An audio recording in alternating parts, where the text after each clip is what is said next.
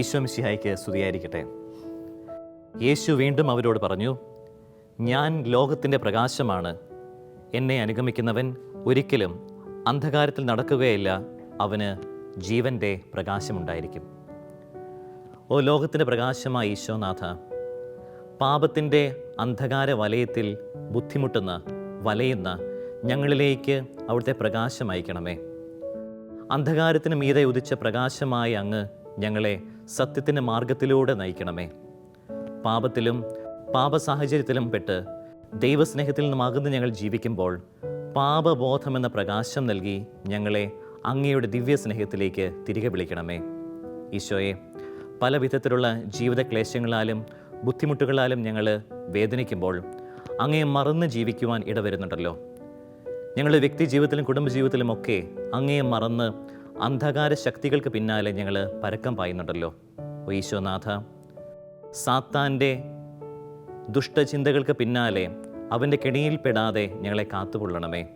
ഈശോയെ, അങ്ങയുടെ വെളിച്ചത്താൽ ഞങ്ങൾ ഓരോരുത്തരെയും പ്രശോഭിതരാക്കണമേ. അമ്മേ മാതാവേ, ഈ വചന ശുശ്രൂഷ അങ്ങ് ഏറ്റെടുക്കുകയും ഞങ്ങൾക്ക് വേണ്ടി മധ്യസ്ഥം പ്രാർത്ഥിക്കുകയും ചെയ്യണമേ. മിശിഹായിൽ ഏറെ സ്നേഹമുള്ളവരെ, സുവിശേഷ വെളിച്ചത്താൽ ഇരുളെല്ലാം നീക്കിടുവാൻ എന്ന ഗാനം നമുക്കെല്ലാവർക്കും പരിചിതമുള്ള ഗാനമാണ്. സുവിശേഷം വെളിച്ചമാണ്, ക്രിസ്തു ലോകത്തിൻ്റെ പ്രകാശമാണ് എന്ന നിത്യസത്യമാണ് ഈ എളിയ ഗാനത്തിലൂടെ നമ്മൾ ഓരോരുത്തരും എപ്പോഴും ശ്രവിക്കുന്നത്. ഇനി ഈ ഗാനത്തിൽ മാത്രമല്ല, വിശുദ്ധ ഗ്രന്ഥത്തിലുടനീളം ദൈവം ലോകത്തിൻ്റെ പ്രകാശമാണ്, ക്രിസ്തുവാണ് ആ വെളിച്ചം എന്ന നിത്യസത്യം പലതവണ നമ്മൾ വായിച്ചെടുക്കുന്നുണ്ട്. അതിലേറ്റവും പ്രധാനമായിട്ട് വിശുദ്ധ യോഹന്നാൻ്റെ സുവിശേഷമാണ്. യോഹന്നാൻ്റെ സുവിശേഷത്തിൻ്റെ ആദ്യ വചനം മുതൽക്കേ ക്രിസ്തു ലോകത്തിൻ്റെ പ്രകാശമാണ് എന്ന് വരുത്തി തീർക്കുവാൻ അല്ലെങ്കിൽ നമ്മെ പഠിപ്പിക്കുവാനുള്ള ഒരു അക്ഷീണ യത്നം തന്നെ നടക്കുന്നുണ്ട് എന്ന് നമുക്ക് പറയുവാനായിട്ട് സാധിക്കും. അതിലേറ്റവും ആദ്യത്തേത് യോഹന്നാൻ്റെ സുവിശേഷം 1-ാം അധ്യായം 4-ാം തിരുവചനമാണ്. നമ്മോട് വായിക്കുന്നു, അവനിൽ ജീവനുണ്ടായിരുന്നു, ആ ജീവൻ മനുഷ്യരുടെ വെളിച്ചമായിരുന്നു. ആ വെളിച്ചം ഇരുളിൽ പ്രകാശിക്കുന്നു, അതിനെ കീഴടക്കുവാൻ ഇരുളിന് കഴിഞ്ഞില്ല. നോക്കുക, ക്രിസ്തുവാണ് ലോകത്തിൻ്റെ വെളിച്ചമെന്ന് യോഹന്നാൻ്റെ സുവിശേഷത്തിൻ്റെ ആദ്യ വചനങ്ങളിൽ തന്നെ നമുക്ക് കാണുവാനായിട്ട് സാധിക്കും. വീണ്ടും സ്നാപകനെക്കുറിച്ച് വിശുദ്ധ യോഹന്നാൻ ശ്ലീഹ വിവരിക്കുമ്പോൾ നാം വായിക്കുന്നു, അവൻ സാക്ഷ്യത്തിനായി വന്നു, വെളിച്ചത്തിന് സാക്ഷി നൽകുവാൻ, അവൻ വഴി എല്ലാവരും വിശ്വസിക്കുവാൻ. അവൻ വെളിച്ചമായിരുന്നില്ല, വെളിച്ചത്തിന് സാക്ഷ്യമായിട്ട് വന്നവനാണ്. ക്രിസ്തുവാണ് വെളിച്ചം, അവനാണ് നമ്മെ പാപാന്ധകാരത്തിൽ മോചിപ്പിക്കുകയും ദൈവമെന്ന പ്രകാശമാകുന്ന നിത്യസത്യത്തിലേക്ക് കരം പിടിച്ച് നടത്തുകയും ചെയ്യുന്നത്. ഇനി ഈ വചനങ്ങളിൽ മാത്രമല്ല, തിരുവെഴുത്തുകളിൽ മാത്രമല്ല, യോഹന്നാൻ്റെ സുവിശേഷത്തിൽ വിവരിക്കപ്പെടുന്ന ചില കഥകളിലും യേശു ലോകത്തിൻ്റെ പ്രകാശമാണ് എന്ന് വിശുദ്ധ യോഹന്നാൻ ശ്ലീഹ സമർത്ഥിക്കുന്നു. അതിലേറ്റവും മികച്ച ഉദാഹരണം യോഹന്നാൻ 4-ാം അധ്യായത്തിൽ കാണുന്ന യേശുവും സമറിയാക്കാരി സ്ത്രീയും തമ്മിലുള്ള സംഭാഷണമാണ്. വീണ്ടും മറ്റൊരു ഗാനമുണ്ട്, നട്ടുച്ച നേരത്ത് കിണറിനരികത്ത്, അല്ലേ? പഴയ ഗാനം ഓർത്തെടുത്തേ. ഈ ഗാനത്തിലൂടെ ഗാനരചയിതാവും യോഹന്നാൻ ശ്ലീഹയും നമ്മെ ഓർമ്മപ്പെടുത്തുന്നത്, ഈശോയുടെ അടുത്ത് നിന്ന് സംസാരിക്കുന്ന ആ സ്ത്രീ നട്ടുച്ച നേരത്താണ്, അതായത് സൂര്യൻ പൂർണ്ണ ശോഭയോടുകൂടി പൂർണ്ണ ഊർജത്തോടുകൂടി പ്രകാശം വിതറുന്ന സമയത്താണ് ആ സ്ത്രീ, സമറിയാക്കാരി സ്ത്രീ, ഈശോയോട് സംസാരിക്കുന്നത്. അപ്പോൾ അവൻ്റെ തണലിൽ നിന്ന്, സൂര്യൻ്റെ തണലിൽ നിന്നല്ല, ക്രിസ്തുവാകുന്ന പ്രകാശത്തിൻ്റെ തണലിൽ നിന്നുകൊണ്ടുമാണ്, അവനെ ശ്രവിച്ചുകൊണ്ടാണ് പാപാന്ധകാരത്തിൽ നിന്നും ഈ സമറിയ സ്ത്രീ പ്രകാശത്തിലേക്ക് കടന്നു വരുന്നത്. യോഹന്നാൻ ശ്ലീഹ നമ്മെ പഠിപ്പിക്കുന്നത് മറ്റൊന്നുമല്ല, ഈശോയാണ് പ്രകാശം. ഇനി തിരുവുത്ഥാനത്തെക്കുറിച്ച് വിവരിക്കുന്ന ആ വചനഭാഗത്തിലും യേശുവിനെ പ്രകാശമായിട്ടാണ് ചിത്രീകരിക്കുന്നത്. ഉയിർപ്പ് തിരുനാളിനെക്കുറിച്ച് നമുക്കും ചിന്തിക്കാം. ഈസ്റ്റർ ഡേ, അല്ലേ? ഈസ്റ്റർ നൈറ്റ് നമ്മൾ എന്താണ് ചെയ്യുന്നത്? പ്രകാശം കത്തിക്കുന്നു. ക്രിസ്തു, ഉത്ഥിതനായ യേശു നമ്മുടെ പ്രകാശമാണ്, മാത്രമല്ല ഈ ലോകത്തിൻ്റെ വെളിച്ചമാണ്. യോഹന്നാന്റെ സുവിശേഷം 12-ാം അധ്യായത്തിലാണ് ഈശോ വളരെ വ്യക്തമായിട്ട് നമ്മെ പഠിപ്പിക്കുന്നത്, ഞാൻ ലോകത്തിൻ്റെ പ്രകാശമാകുന്നുവെന്ന്. പക്ഷേ ഈശോ പറയുന്നത് നമുക്കൊന്ന് വ്യക്തമായിട്ട് ശ്രവിച്ചു നോക്കാം. ഞാൻ ലോകത്തിൻ്റെ പ്രകാശമാണ്, എന്നെ അനുഗമിക്കുന്നവൻ ഒരിക്കലും അന്ധകാരത്തിൽ നടക്കുകയില്ല. പ്രിയ സഹോദരങ്ങളെ, ഇവിടെ നമ്മൾ വായിച്ചെടുക്കേണ്ടുന്ന ഒരു വസ്തുത, ക്രിസ്തു ലോകത്തിൻ്റെ പ്രകാശമാണെങ്കിൽ തീർച്ചയായിട്ടും അവനെതിരെ പടപൊരുതുന്ന, അവനെതിരെ നിരന്തരം യുദ്ധം ചെയ്യുന്ന അന്ധകാരത്തിൻ്റെ തിന്മയുടെ അദൃശ്യ ശക്തിയുണ്ട്.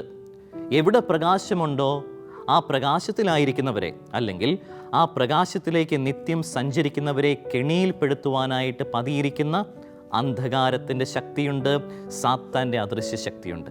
അപ്പോൾ വചനത്തിലുടനീളം ക്രിസ്തു ലോകത്തിൻ്റെ പ്രകാശമാണ്. ശരിയാണ്, അത് കേൾക്കാൻ നല്ല രസമാണ്. ക്രിസ്തു എന്ന വെളിച്ചത്തിലേക്ക് നടക്കുവാനായിട്ട് ആഗ്രഹിക്കുന്നവരാണ് ഞാനും നിങ്ങളുമൊക്കെ. പക്ഷേ ഓർക്കണം, സാത്താൻ പതിയിരിപ്പുണ്ട്. എപ്പോഴും അന്ധകാരത്തിൻ്റെ അദൃശ്യ കരങ്ങൾ നമുക്ക് ചുറ്റുമുണ്ട് എന്നൊരു സത്യമാണ് ഈശോ യോഹന്നാൻ 8:12 പറയുന്നത്. എന്നെ അനുഗമിക്കുന്നവൻ അന്ധകാരത്തിൽ നടക്കുകയില്ല. പ്രിയ സഹോദരങ്ങളെ, വെളിച്ചവും അന്ധകാരവും തമ്മിലുള്ള ഈ നിരന്തര യുദ്ധത്തെക്കുറിച്ച് വിശുദ്ധ പൗലോസ്ലീഹ കൊറിന്തോസുകാർക്ക് എഴുതിയ 2-ാം ലേഖനത്തിൽ നമ്മൾ വായിക്കുന്നുണ്ട്. 2 കൊറിന്തോസ് 4:4 മുതലുള്ള തിരുവചനങ്ങൾ. ഈ ലോകത്തിൻ്റെ ദേവൻ അവിശ്വാസികളായ അവരുടെ മനസ്സിനെ അന്ധകാരമാക്കിയിരിക്കുന്നു. തന്നിമിത്തം ദൈവത്തിൻ്റെ പ്രതിരൂപമായ ക്രിസ്തുവിൻ്റെ മഹത്വമേറിയ സുവിശേഷത്തിൻ്റെ പ്രകാശം അവർക്ക് ദൃശ്യമല്ല. ഞങ്ങൾ ഉദ്ഘോഷിക്കുന്നത് ഞങ്ങളെക്കുറിച്ചല്ല, പ്രത്യുത യേശുക്രിസ്തുവിനെ കർത്താവായും യേശുവിന് വേണ്ടി ഞങ്ങളെ നിങ്ങളുടെ ദാസന്മാരായുമാണ്. അന്ധകാരത്തിൽ നിന്നും പ്രകാശമുദിക്കട്ടെ എന്ന് അരുളി ചെയ്ത ദൈവം തന്നെയാണ് ക്രിസ്തുവിൻ്റെ മുഖത്ത് വെളിവാക്കപ്പെട്ട ദൈവ തേജസ്സിനെ പറ്റിയുള്ള അറിവിൻ്റെ പ്രകാശം ഞങ്ങൾക്ക് തരേണ്ടതിന് ഞങ്ങളുടെ ഹൃദയങ്ങളെ പ്രകാശിപ്പിച്ചിരിക്കുന്നത്. പ്രിയ സഹോദരങ്ങളെ, പൗലോസ്ലീഹ ഇവിടെ നമ്മളെ പഠിപ്പിക്കുന്നത് പ്രകാശമായ ക്രിസ്തുവിനെക്കുറിച്ചും അവനെതിരെ നിരന്തരം യുദ്ധം ചെയ്യുന്ന സാത്താൻ എന്ന അദൃശ്യ ശക്തിയെക്കുറിച്ചും ആ അന്ധകാര ശക്തിയെക്കുറിച്ചുമാണ്. എപ്പോഴും നമ്മൾ ക്രിസ്തു എന്ന പ്രകാശത്തെക്കുറിച്ച് ബോധ്യമുള്ളവരാണ്. എല്ലായിടത്തും നമ്മൾ ആലപിക്കുകയും പ്രാർത്ഥിക്കുകയും ചെയ്യാറുണ്ട്, വെളിച്ചമേ നയിച്ചാലും എന്നൊക്കെ. പക്ഷേ അന്ധകാരത്തിൽ നിന്നും മാറി നടക്കുവാനായിട്ട് നമ്മുടെ എളിയ ജീവിതങ്ങളിൽ, കുടുംബ ജീവിതങ്ങളിൽ നമ്മൾ എത്രമാത്രം പരിശ്രമം നടത്തുന്നുണ്ട്. പൗലോസ്ലീഹ ഇത് കുറിക്കുമ്പോൾ എനിക്ക് തോന്നുക ഒരുപക്ഷെ പൗലോസ്ലീഹ സ്വന്തം ജീവിത അനുഭവത്തിൽ നിന്നുമായിരിക്കണം ഇത് കുറിച്ചിരിക്കുന്നത്. വിശുദ്ധ പൗലോസ്ലീഹ തൻ്റെ മാനസാന്തര കഥ വിവരിക്കുന്ന അപ്പസ്തോല പ്രവർത്തനം 9-ാം അധ്യായത്തിൽ നമ്മൾ വായിക്കുന്നു, ആക്ട്സ് 9:3. അവൻ യാത്ര ചെയ്ത് ദമാസ്കസിനെ സമീപിച്ചപ്പോൾ പെട്ടെന്ന് ആകാശത്തിൽ നിന്ന് ഒരു മിന്നലൊളി അവൻ്റെ മേൽ പതിച്ചു. അവൻ നിലം പതിച്ചു. ആരായിരുന്നു, അല്ലെങ്കിൽ എന്തായിരുന്നു സാവൂളിൻ്റെ മേൽ പതിച്ച ആ പ്രകാശം? അത് ഉത്ഥിതനായ ക്രിസ്തുവായിരുന്നു. ഉത്ഥിതൻ്റെ പ്രകാശമായിരുന്നു മാനസാന്തര കൃപയിലേക്ക് സാവൂളിനെ നയിച്ചത്. പ്രിയ സ്നേഹിതരെ, വിശുദ്ധ പൗലോസ്ലീഹ തൻ്റെ ജീവിതത്തിലൂടെ തിരിച്ചറിയുന്ന ഇതാണ്. അവൻ അന്ധകാരത്തിലായിരുന്നു, പാപത്തിലായിരുന്നു. പക്ഷേ ഉത്ഥിതനായ ക്രിസ്തു അവൻ്റെ മേൽ പ്രഭ വിരിഞ്ഞപ്പോൾ, ഉത്ഥിതനായ ക്രിസ്തു അവൻ്റെ പ്രകാശം പൗലോസിൻ്റെ മേൽ പതിപ്പിച്ചപ്പോൾ അവന് മാനസാന്തരമുണ്ടാകുന്നു. ഇവിടെ നമ്മൾ ഓരോരുത്തരും ചിന്തിക്കേണ്ടത് നമ്മുടെ വിശ്വാസ ജീവിതത്തെക്കുറിച്ചും എത്രമാത്രം ഉത്ഥിതനായ ക്രിസ്തുവിനോട് ചേർന്നാണ് നാം ജീവിക്കുന്നത് എന്നതിനെക്കുറിച്ചുമാണ്. അന്ധകാരത്തെ വെറുത്തുപേക്ഷിക്കുക, അന്ധകാര ശക്തിയായ സാത്താനെ വെറുക്കുക, പൂർണ്ണമായിട്ടും വെറുക്കുക. പകരം ഉത്ഥിതനായ ഈശോയെ സ്നേഹിക്കുക, അവിടുത്തെ പ്രകാശത്തിലായിരിക്കുക. അതായിരിക്കട്ടെ നമ്മൾ ഓരോരുത്തരുടെയും ദൈവവിളി എന്ന് പറയുന്നത്. അപ്പോൾ പൗലോസിനുണ്ടായ അതേ അനുഭവം തന്നെ ക്രൈസ്തവരായ വിശ്വാസികളായ നമ്മൾ ഓരോരുത്തരുടെയും ജീവിതത്തിൽ ചിലപ്പോഴൊക്കെ നാം കാണാറുണ്ട്. വെളിച്ചവും അന്ധകാരവും തമ്മിലുള്ള ഒരു നിരന്തര പോരാട്ടം. അത് എൻ്റെ ജീവിതത്തിൽ സംഭവിക്കാറുണ്ട്, നമ്മൾ ഓരോരുത്തരുടെയും ജീവിതത്തിൽ അത് സംഭവിക്കാറുണ്ട്. പക്ഷെ നമ്മൾ കാണുന്നില്ല. ഒരുപക്ഷെ കുമ്പസാരത്തിൻ്റെ അവസരത്തിൽ പോലും അത് ഓർത്തെടുക്കുവാൻ കഴിയുന്നില്ല എന്നുള്ളതാണ് സത്യം. പ്രിയ സഹോദരങ്ങളെ, വെളിച്ചം ക്രിസ്തുവാണ്. അന്ധകാരം അല്ലെങ്കിൽ അന്ധത അത് സാത്താനാണ്. നമ്മുടെയൊക്കെ വിശ്വാസ ജീവിതത്തിൽ ചിലപ്പോഴൊക്കെ അറിഞ്ഞോ അറിയാതെയോ നമ്മൾ അന്ധന്മാരായിട്ട് പോകാറുണ്ട്. We become blind. അന്ധത നമ്മളെ ബാധിക്കുന്നുണ്ട്. ഈ അന്ധതയിലായിരുന്നിട്ട് നമുക്ക് കുടുംബജീവിതം നല്ല രീതിയിൽ നടത്തിക്കൊണ്ട് പോകുവാനോ സമൂഹത്തിലായിരിക്കുവാനോ നമ്മളെക്കൊണ്ട് സാധിക്കുന്നില്ല. വിശുദ്ധ ഗ്രന്ഥത്തിൻ്റെ അടിസ്ഥാനത്തിൽ 3 തരത്തിലുള്ള അന്ധതകളെ ഞാനിന്ന് പരിചയപ്പെടുത്തുകയാണ്. 3 തരത്തിലുള്ള അന്ധതകൾ. ആദ്യമേ പറയട്ടെ, അത് ബാഹ്യമായ അന്ധതയല്ല കേട്ടോ, ആത്മാവിൻ്റെ അന്ധതയാണ്. ആത്മീയമായ അന്ധതയെക്കുറിച്ചും അന്ധകാരത്തെക്കുറിച്ചുമാണ് നമ്മളിപ്പോൾ ഒന്ന് വിചിന്തനം ചെയ്യാൻ പോകുന്നത്. 1-ാമത്തെ അന്ധത കായേൻ്റെ അന്ധതയാണ്. കായേൻ നമുക്കറിയാം, അയാൾ അന്ധനല്ലായിരുന്നു, വെളിച്ചമുള്ളവനായിരുന്നു, കണ്ണൊക്കെ ഉള്ളവനായിരുന്നു. പക്ഷേ ഒരുതരം അന്ധത കായേനെ വല്ലാണ്ട് വഴിതിരിച്ചിരുന്നു. ആ അന്ധതയ്ക്ക് ഞാൻ കൊടുക്കുന്ന പേരാണ് മറ്റുള്ളവരുടെ നന്മ തിരിച്ചറിയാൻ പറ്റാത്ത അന്ധതയെന്ന്. കായനെ സംബന്ധിച്ചിടത്തോളം ആബേലിൻ്റെ നന്മ കാണുവാനായിട്ട് അവനെ കൊണ്ട് സാധിക്കുന്നില്ല. അവനിലെ സദ്ഗുണങ്ങൾ കാണുവാനായിട്ട് സാധിക്കുന്നില്ല. അവൻ എത്രമാത്രം ദൈവത്തോട് ചേർന്നാണ് നിൽക്കുന്നത് കാണുവാനായിട്ട് കായനെ കൊണ്ട് സാധിക്കുന്നില്ല. അസൂയ മൂത്ത്, ഈഗോ മൂത്ത്, സ്വന്തം സഹോദരനിലെ നന്മ കാണാൻ പറ്റാത്ത കായൻ ഒരു അന്ധനാണ് എന്ന് ഞാൻ പറയും. ലോകത്തിൻ്റെ വെളിച്ചം, ദൈവത്തിൻ്റെ പ്രകാശമില്ലാത്ത, ആത്മീയമായിട്ട് അന്ധതയിലായിരിക്കുന്ന ഒരു വ്യക്തിയാണ് കായൻ. ഈ കായനുള്ള അതേ രോഗലക്ഷണങ്ങൾ ചിലപ്പോൾ നമ്മൾ ഓരോരുത്തരിൽ കാണുവാൻ സാധ്യതയുണ്ട്. ഒരേ കുടുംബത്തിലായിരുന്നു കൊണ്ട് തന്നെ പരസ്പരം മക്കൾ തമ്മിൽ സ്നേഹമില്ല, ഭാര്യ ഭർത്താക്കന്മാർ തമ്മിൽ സ്നേഹമില്ല. ഇതിൻ്റെയൊക്കെ കാരണം എന്താണെന്നറിയാമോ? പരസ്പരം നന്മ കാണുവാനായിട്ട് കഴിയുന്നില്ല. പരസ്പരം നന്മ കാണാൻ കഴിയാത്തപ്പോൾ നമുക്ക് പരസ്പരം സ്നേഹിക്കുവാൻ കഴിയുന്നില്ല. ഈ അടുത്തിടയ്ക്ക് ഒരു സഹോദരി എന്നോട് പറയായിരുന്നു, അവർക്ക് ഒരാങ്ങളയുണ്ട്. ആങ്ങളുടെ ഒരു കുഴപ്പം, ആങ്ങളുടെ മക്കളുടെ കാര്യമൊക്കെ അദ്ദേഹത്തിന് വലിയ കാര്യമാണ്. പക്ഷേ ആ വ്യക്തിയുടെ സഹോദരങ്ങളുടെ മക്കൾ അവർ വളർന്ന് പഠിച്ച് മിടുക്കരായി കഴിഞ്ഞാൽ ഇദ്ദേഹത്തിന് ഭയങ്കര അസൂയാണ്. സ്വന്തം സഹോദരിയുടെ മറ്റ് സഹോദരങ്ങളുടെ മക്കളുടെ വളർച്ച കാണുവാനായിട്ട് താല്പര്യമില്ലാത്തൊരു വ്യക്തി. പലപ്പോഴും നമുക്കും നമ്മുടെ ജീവിതത്തിൽ സംഭവിക്കുന്നതും അതുതന്നെയാണ്. നമ്മുടെ കൂടപ്പിറപ്പുകളുടെ വളർച്ച കാണുന്നത് നമുക്കിഷ്ടപ്പെടില്ല. നമ്മുടെ സഹോദരങ്ങളുടെ, നമ്മുടെ ഒപ്പം ജോലി ചെയ്യുന്നവരുടെ, നമ്മുടെ സഹപാഠികളുടെ, സുഹൃത്തുക്കളുടെയൊക്കെ വളർച്ച, നന്മ കാണുന്നത് പലപ്പോഴും നമുക്കിഷ്ടമില്ല. ഇതിനെ കായൻ സിൻഡ്രോം അല്ലെങ്കിൽ കായേൻ്റെ രോഗമെന്ന് ഞാൻ വിളിക്കും. ഈ കായൻ സിൻഡ്രോം ഉണ്ടല്ലോ, ചിലപ്പോൾ മക്കളും മാതാപിതാക്കളും തമ്മിലുള്ള ബന്ധത്തെ വരെ ബാധിക്കാറുണ്ട്. ഇന്ന് പല കുടുംബങ്ങളിലും ഞാൻ ശ്രദ്ധിച്ചിട്ടുള്ള ഒരു കാര്യം ഇതാണ്: പെൺമക്കൾക്ക് അമ്മമാരോട് വളരെ പുച്ഛമാണ്. അമ്മയ്ക്ക് സൗന്ദര്യമില്ല, അമ്മയ്ക്ക് വിദ്യാഭ്യാസമില്ല, അമ്മയ്ക്ക് കഴിവില്ല. അതായത് സ്വന്തം പെറ്റമ്മയിലെ ഒരു നന്മ പോലും കണ്ടെത്താൻ പറ്റാത്ത ഒത്തിരിയധികം മക്കൾ എന്നുണ്ട്. കണ്ണീരോടുകൂടിയാണ് പല അമ്മമാരും വിശുദ്ധ ബലിയിൽ സംബന്ധിക്കുന്നത്. കാരണം സ്വന്തം മകന്, സ്വന്തം മകൾക്ക് അമ്മയുടെ നന്മ കാണാനായിട്ട് സാധിക്കുന്നില്ല. അമ്മയുടെ നന്മ പോട്ടെ, അപ്പൻ എന്നൊരു കഥാപാത്രത്തെ ഒരിക്കൽ പോലും ബഹുമാനിക്കാത്ത ഇഷ്ടം പോലെ കുട്ടികളെ, കുഞ്ഞുമക്കളെ എനിക്കറിയാം. അപ്പൻ്റെ കഠിനാധ്വാനം കാണാൻ കഴിയാത്ത, അപ്പൻ്റെ രോഗാവസ്ഥകൾ കാണാൻ കഴിയാത്ത, അപ്പനിലെ നന്മ കാണാൻ കഴിയാത്ത ഒത്തിരിയധികം മക്കൾ നമ്മുടെ സമൂഹത്തിലുണ്ട്, നമ്മുടെ ക്രൈസ്തവ കുടുംബങ്ങളിലുണ്ട്. ഇതിലൂടെ എല്ലാം നമ്മൾ കാണുന്നത് ഒരുതരം അന്ധതയാണ്. They are blind. സ്വന്തം അപ്പൻ്റെയും അമ്മയുടെയും നന്മ കാണാൻ കഴിയാത്ത മക്കൾ, സ്വന്തം സഹോദരൻ്റെ, സ്വന്തം സഹോദരിയുടെ നന്മ കാണാൻ കഴിയാത്ത വ്യക്തികൾ, ഇവരെയൊക്കെ ബാധിച്ചിരിക്കുന്നത് കായൻ്റെ അസുഖമാണ്, കായൻ്റെ അന്ധതയാണ്. മറ്റുള്ളവരുടെ നന്മ കാണാൻ കഴിയില്ല. പ്രിയ സഹോദരങ്ങളെ, ക്രിസ്തുവിൻ്റെ വെളിച്ചം നമ്മുടെ ആധ്യാത്മിക ജീവിതത്തിലേക്ക് കടന്നു വന്നുവെങ്കിൽ മാത്രമേ ഈ അന്ധതയിൽ നിന്ന് നമുക്കൊരു മോചനമുണ്ടാകത്തുള്ളൂ. അതുകൊണ്ട് കരമുയർത്തി കണ്ണുകൾ തുറന്ന് നമുക്ക് പ്രകാശമായ വെളിച്ചമായ ഈശോയെ വിളിച്ച് പ്രാർത്ഥിക്കും. ഈശോയെ, എന്നിലെ അന്ധത അങ്ങ് മാറ്റിത്തരണമേ എന്ന്. ഈ അന്ധത മാറിയില്ലെങ്കിൽ നമ്മുടെ കുടുംബജീവിതം എപ്പോഴും അസ്വസ്ഥമായിരിക്കുമെന്നുള്ളത് തീർച്ചയാണ്. ഇനി രണ്ടാമത്തെ ഒരു രോഗം, അത് നമ്മൾ കാണുന്നത് ധനവാന്റെയും ലാസറിൻ്റെയും ഉപമയിലാണ്. ധനവാനും ഒരു തരത്തിൽ അന്ധനായിരുന്നു. ബാഹ്യമായിട്ടുള്ള അന്ധതയല്ല.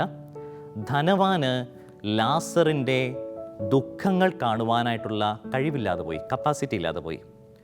ഒരു വ്യക്തി കൂടെ ഉണ്ടായിരുന്നിട്ടും നമ്മൾക്ക് ആ വ്യക്തിയുടെ വേദന മനസ്സിലാക്കാൻ കഴിയുന്നില്ല എങ്കിൽ തീർച്ചയായിട്ടും അതിനെ ഞാൻ ധനവാന്റെ സിൻഡ്രോം എന്ന് വിളിക്കും. ധനവാനുണ്ടായിരുന്ന അതേ രോഗാവസ്ഥ തന്നെയാണ് ഇന്ന് പലപ്പോഴും നമ്മുടെ കുടുംബങ്ങളിലുമുള്ളത്. കൂടെയുള്ളവരുടെ വേദന മനസ്സിലാകില്ല, കൂടെയുള്ളവരുടെ ദുഃഖം മനസ്സിലാകില്ല, കൂടെയുള്ളവരുടെ കണ്ണീരിന് ഒരല്പം ബഹുമാനം, ഒരല്പം പരിഗണന നൽകുവാനായിട്ട് നമ്മെക്കൊണ്ട് കഴിയാതെ പോകുന്നുണ്ട്. ഈ അടുത്തിടയ്ക്ക് ഒരു അധ്യാപകൻ, ഒരു റിട്ടയർഡ് ആയിട്ടുള്ള അധ്യാപകനാണ് എന്നോട് വേദനയോടെ പറയുക, എൻ്റെ അച്ഛ, എൻ്റെ കാലിൽ വെരിക്കോസിൻ്റെ പ്രശ്നമായിരുന്നു. കാല് നിലത്ത് കുത്താൻ പറ്റുന്നില്ലായിരുന്നു. എനിക്കൊന്ന് ആശുപത്രിയിൽ പോകണമെന്നുണ്ടായിരുന്നു. മക്കളൊക്കെ വിദേശത്താണ്, കൂടെയുള്ളത് എൻ്റെ ജീവിത പങ്കാളിയാണ്. പക്ഷേ അവൾ രാവിലെ എണീറ്റ് പഞ്ചായത്തിലെ കാര്യവും നാട്ടിലെ കാര്യവും എല്ലാ കാര്യങ്ങളും നോക്കും. പക്ഷേ എൻ്റെ കാര്യത്തിൽ യാതൊരു പരിഗണനയുമില്ല അച്ഛാ. എൻ്റെ വേദന മനസ്സിലാക്കുവാനായിട്ട് എൻ്റെ ഭാര്യയ്ക്ക് മനസ്സിലാകുന്നില്ല, പറ്റുന്നില്ല അച്ഛാ എന്ന് പറഞ്ഞിട്ട് കണ്ണീർ പൊഴിക്കുന്ന ഒരു അധ്യാപകനെ, ഒരു റിട്ടയർഡ് അധ്യാപകനെ കാണുവാനിടയായി. പ്രിയ സഹോദരങ്ങളെ, നമ്മുടെ കുടുംബത്തിൽ ഇത് നടമാടുന്നുണ്ടായിരിക്കും. ഒരു പക്ഷേ കൂടെയുള്ളവരുടെ, ജീവിത പങ്കാളിയുടെ, മക്കളുടെ, മരുമക്കളുടെ, ഭർത്തൃമാതാവിൻ്റെ ഭർത്തൃപിതാവിൻ്റെയൊക്കെ വേദനകൾ മനസ്സിലാക്കാൻ കഴിയാതെ പോയി കഴിഞ്ഞാൽ അത് കുടുംബത്തിൽ ഒത്തിരിയധികം അസ്വസ്ഥതകൾ ഉളവാക്കും. മറ്റൊരു കഥയുണ്ട്. ഒരു സഹോദരി ഒരു സർജറിയൊക്കെ കഴിഞ്ഞിട്ട്, വളരെ മേജർ സർജറി ആയിരുന്നു, റെസ്റ്റ് എടുക്കണമെന്ന് പറഞ്ഞിട്ട് ഡോക്ടർ വീട്ടിലേക്ക് വിട്ടു. ഈ റെസ്റ്റ് എടുക്കുവാനായിട്ട് വീട്ടിൽ വന്ന ഈ സ്ത്രീയുടെ ഭർത്താവിന് ഉടനെ കാപ്പി അനത്തി കിട്ടണം, എനിക്ക് നീ ഭക്ഷണം പാചകം ചെയ്ത് തരണം.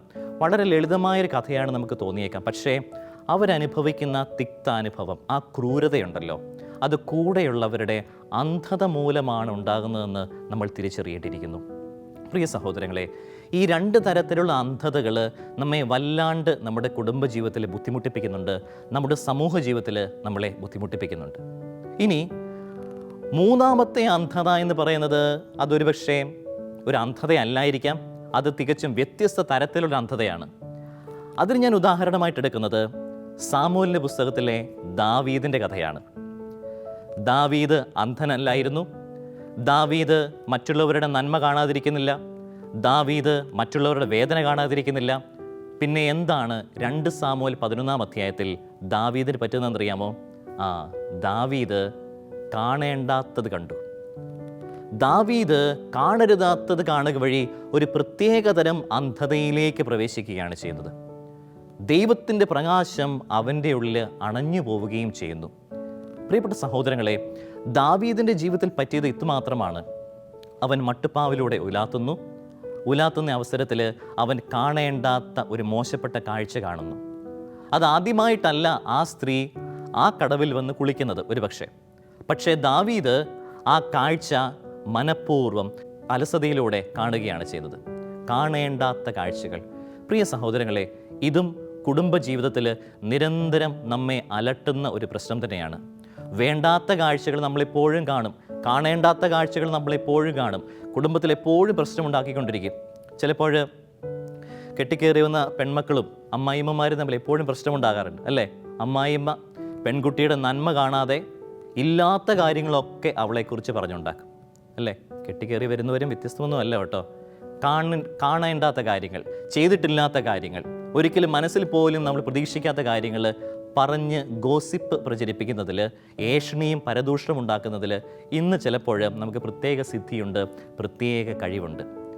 അപ്പോൾ ഇവിടെ നമുക്ക് അനിവാര്യമായിട്ടുള്ളത് ഇത്തരം വികലമായ കാഴ്ചപ്പാടുകളെ ക്രിസ്തുവിൻ്റെ പ്രകാശം കൊണ്ട് നവീകരിക്കണം, വിശുദ്ധമാക്കണം, തുടച്ചു വൃത്തിയാക്കണം. അതിനുവേണ്ടി ഈശോ നമ്മെ ക്ഷണിക്കുന്നത് രൂപാന്തരീകരണത്തിൻ്റെ കൃപയിലേക്കാണ്. വിശുദ്ധ മത്തായിയുടെ സുവിശേഷത്തിൽ നമ്മൾ കാണുന്നുണ്ട് യേശുവിൻ്റെ രൂപാന്തരീകരണം, അല്ലേ? പ്രഭയാൽ അവൻ തുടിക്കുകയാണ് ചെയ്യുന്നത്. ആ പ്രകാശരശ്മിയിലേക്ക്, ആ മഹത്വത്തിലേക്കാണ് ഈശോ വിശ്വാസികളായി നമ്മൾ ഓരോരുത്തരെയും വിളിക്കുന്നത്. മറ്റുള്ളവരുടെ നന്മ കണ്ടുകൊണ്ട്, മറ്റുള്ളവരുടെ വേദന പരിഗണിച്ചുകൊണ്ട്, ഇനി കാണാത്തത് അതിനെ ഉപേക്ഷിച്ചുകൊണ്ട് വിശുദ്ധിയിലേക്കും ക്രിസ്തുവിൻ്റെ പ്രകാശത്തിലേക്കും കടന്നു വരുവാനായിട്ട് നമ്മളെ കൊണ്ട് സാധിക്കണം. പ്രിയപ്പെട്ട സഹോദരങ്ങളെ, അപ്പോൾ ഇന്ന് തിരുസഭാ മാതാവും ഈശോയും നമ്മളെ ക്ഷണിക്കുന്നത് ഒരു രൂപാന്തരീകരണ പ്രക്രിയയിലേക്കാണ്. എന്നാണ് രൂപാന്തരീകരണം? രൂപത്തിന് അന്തരം വരണം. ബാഹ്യമായ രൂപത്തിനല്ല, നമ്മുടെ ആധ്യാത്മിക ജീവിതത്തിൽ, നമ്മുടെ ആത്മാവിന്, നമ്മുടെ ഇന്നർ പേഴ്സണാലിറ്റി, അതിന് രൂപത്തിന് അന്തരം വരണം. പുതിയ സൃഷ്ടികളാക്കി നാം നമ്മെ തന്നെ നവീകരിക്കണം. അതുകൊണ്ട് നമുക്ക് പ്രാർത്ഥിക്കാം. ഓ പരിശുദ്ധാത്മാവേ, പ്രകാശമായ ക്രിസ്തുവിൽ നിന്നും ചൊരിയപ്പെടുന്ന വെളിച്ചത്തിൻ്റെ രശ്മിയാൽ ഞങ്ങളെ കഴുകണമേ എന്ന് പ്രാർത്ഥിക്കുക. അന്ധകാരത്തിൻ്റെ അധീശ ശക്തികളെ, അന്ധകാരത്തിൻ്റെ തിന്മയുടെ അദൃശ്യ ശക്തികളെ വെടിയുവാനും അവയെ പൂർണ്ണമായി ഉപേക്ഷിക്കുവാനും ക്രിസ്തുവിൽ ആശ്രയം പ്രാപിക്കുവാനും നമ്മളെക്കൊണ്ട് സാധിക്കട്ടെ. ഒരു നിമിഷം കണ്ണുകൾ അടച്ച് പരിശുദ്ധ അമ്മയെ വിളിച്ച് നമുക്ക് പ്രാർത്ഥിക്കാം. ഓ അമ്മേ മാതാവേ, അങ്ങയുടെ തിരുക്കുമാരൻ്റെ പ്രകാശ വലയത്തിലേക്ക് ഞങ്ങളെ അമ്മ നയിക്കണമേ. അന്ധകാരത്തെ വെറുത്തുപേക്ഷിക്കുവാൻ, സാത്താനെ വെറുക്കുവാൻ, തിന്മയെ നന്മ കൊണ്ട് ജയിക്കുവാൻ, അന്ധകാരത്തെ പ്രകാശം കൊണ്ട് തരണം ചെയ്യുവാൻ ഞങ്ങളെ പഠിപ്പിക്കണമേ. ലോകത്തിൻ്റെ പ്രകാശമായ ക്രിസ്തുവേ, ഞങ്ങളിലെ പാപാന്ധകാരത്തെ അങ്ങ് കഴുകി വിശുദ്ധീകരിക്കുകയും നന്മയിലേക്ക്, വിശുദ്ധിയിലേക്ക് ഞങ്ങളെ നയിക്കുകയും ചെയ്യണമേ. പരിശുദ്ധാത്മാവേ, ഞങ്ങളോടൊപ്പമായിരിക്കുകയും ഞങ്ങൾക്ക് ശക്തിയും ബലവും പ്രകാശവും ഊർജവും അങ്ങ് പ്രദാനം ചെയ്യുകയും ചെയ്യണമേ. നിത്യം പിതാവും പുത്രനും പരിശുദ്ധാത്മാവുമായ സർവേശ്വര എന്നേക്കും ആമേൻ.